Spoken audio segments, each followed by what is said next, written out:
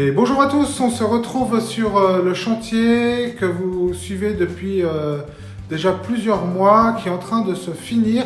Je vous fais aujourd'hui un petit tuto ultra rapide sur comment poser des plinthes. On a décidé avec les clients que c'était mieux de poser des plinthes pour protéger les murs. Alors la première des choses qu'il faut savoir, c'est qu'il faut une bonne scie pour couper vos plinthes, parce que c'est des coupes d'onglets. C'est la première chose qu'il faut savoir. Donc moi j'ai un peu le top du top, c'est la Rolls, c'est la Capex de chez Festool, mais il en existe plein d'autres. Vous pouvez trouver des premiers prix en grande surface de bricolage pour un petit peu moins d'une centaine d'euros. Bon là c'est cette machine, c'est pas du tout le même budget, mais on n'est pas là pour faire la promotion de cette machine. Donc c'est simplement une scie radiale. Une scie radiale c'est quoi? Une scie radiale en fait c'est une scie qui peut... On peut bouger cet axe-là, et sur certaines scies radiales, dont celle-là, on peut incliner la lame. Donc on travaille sur deux axes. En l'occurrence, pour les plinthes, pour des plinthes 5, pour la plupart des plinthes, là en l'occurrence on est sur un seul plan, donc on va travailler que sur un axe, c'est-à-dire qu'on va faire pivoter notre scie comme ceci. L'avantage en fait des scies professionnelles, c'est qu'il y a un système de graduation qui est ultra précis.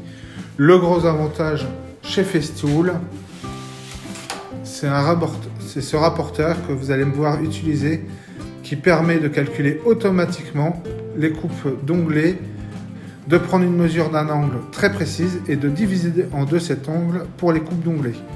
Mais vous allez vous allez avoir toutes les explications. On a posé la plinthe. En fait, on ne prend pas une mesure au mètre. On vient tout simplement positionner notre plinthe. On met un équerre pour tracer l'endroit où doit se trouver notre coupe. On a fait le traçage pour savoir à quel endroit notre coupe est à l'intérieur de la plinthe. Maintenant, il nous suffit de mesurer l'angle. Alors moi je le fais avec ce rapporteur. Alors vous pouvez utiliser un rapporteur chez vous, un rapporteur d'angle chez vous. Là l'avantage de ce rapporteur d'angle, c'est qu'il calcule automatiquement la coupe d'onglet. On se positionne comme ceci. Alors, on a un angle parfait. Alors maintenant qu'on a cet angle, on va se repositionner ainsi. Et on va partir à la scie circulaire. Alors, je vous explique tout. Donc, on va déjà relever la scie. Voilà, si je mets la main, vous voyez, il y a deux petits traits laser qui correspondent en fait exactement à la coupe que va faire la lame de scie circulaire. Donc, les 3 mm et demi de la lame. On n'est pas tout à fait à 45 degrés en fait. Sur un chantier, il n'y a jamais des angles à 90 degrés. Donc, sur le rapporteur d'angle, vous voyez, il y a un trait au milieu qui correspond. En fait, c'est un système de pantographe. Donc, on a pris notre angle exact. Et en fait, cette ligne divise parfaitement de manière égale cet angle-là. En fait, nous fait une coupe d'onglet. En fait. Voilà. Donc, il suffit de mettre une des références de l'angle et de caler notre trait de scie circulaire au laser avec le trait sur le gabarit, sur le rapporteur. On est bien calé là, donc le bord. Et l'idée, c'est de faire correspondre cet angle-là. Voilà. Donc là, on peut bloquer. On a l'axe exact. Donc maintenant, il nous suffit de faire la découpe.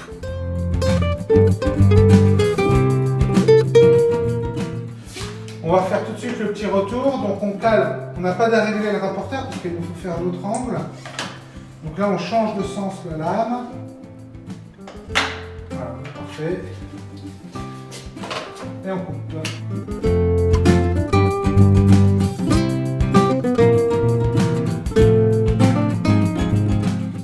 On vient positionner la pièce pour le retour. L'angle est parfait. Et donc là, même technique, on ne prend pas de mesure au mètre. On vient prendre une mesure directement sur l'angle intérieur. Alors vous aurez au moins un rapporteur d'angle qui va vous permettre, donc ça un rapporteur d'angle en grande surface de bricolage, vous allez l'acheter une dizaine d'euros ou un grand maximum. Donc voici une fosse équerre que vous pourrez trouver pour moins de 10 € dans votre magasin de bricolage. Donc une fosse équerre, en fait, c'est tout simplement un angle de référence et un angle qu'on peut changer à volonté. On vient bloquer le réglage à l'aide d'une petite vis. Simplement, ça va vous donner cet angle-là.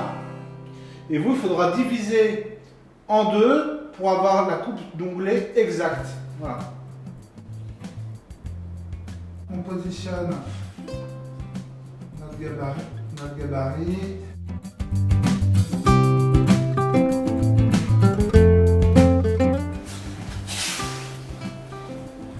Bon bah la coupe est super. Donc on va pouvoir faire la pièce qui part sur l'autre côté.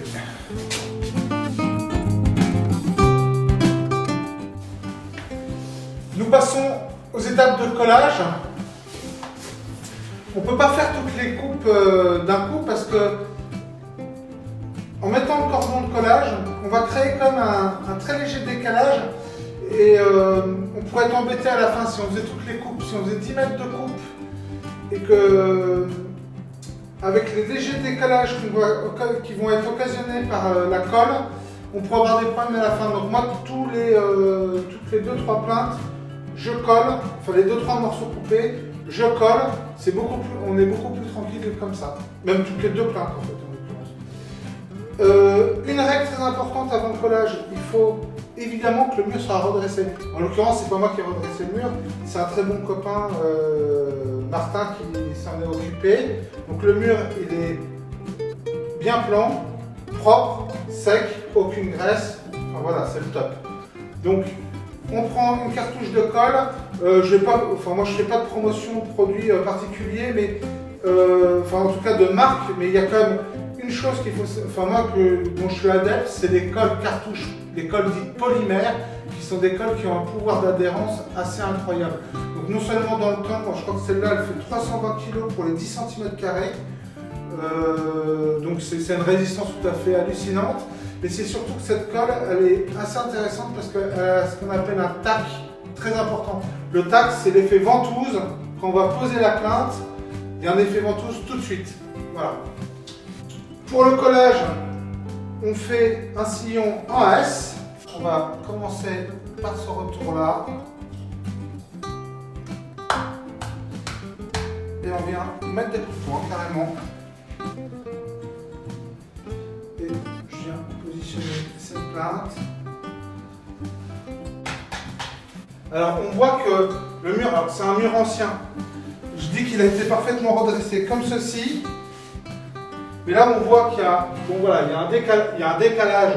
Le mur fait un léger creux. Et éventuellement ce qu'on peut faire pour tenir la plainte, au moins au début, on utilise un petit peu tout ce qu'on a sous la main. Là en l'occurrence, ça tombe bien. J'ai des sacs d'enduit. Ici. Et un autre ici. Voilà, donc vous voyez l'angle, la coupe d'onglet, elle est parfaite. Grâce à notre fameuse équerre et puis voilà, une bonne scie radiale. Hein. Alors je dis scie radiale, mais ça peut se faire aussi avec une scie à main. Hein.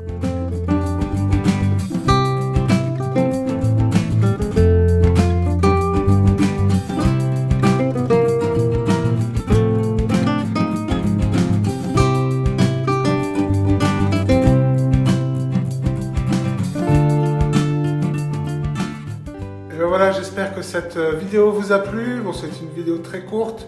J'espère que ça vous a donné toutes les clés pour réussir la pose de vos plaintes. Juste une chose que je n'ai pas précisé. Bon, voilà, les murs étaient relativement droits, donc les plaintes se sont quand même bien collées. Mais on peut s'aider aussi avec un petit cloueur, voilà, avec des pointes sans tête. Ça permet d'aider au début au collage à bien mettre la plainte contre le mur. Voilà, et bien écoutez, n'hésitez pas à vous abonner à ma chaîne si vous ne l'avez toujours pas fait, à mettre un petit pouce bleu, laissez un commentaire si vous avez des questions, je me ferai un plaisir d'y répondre. À très vite.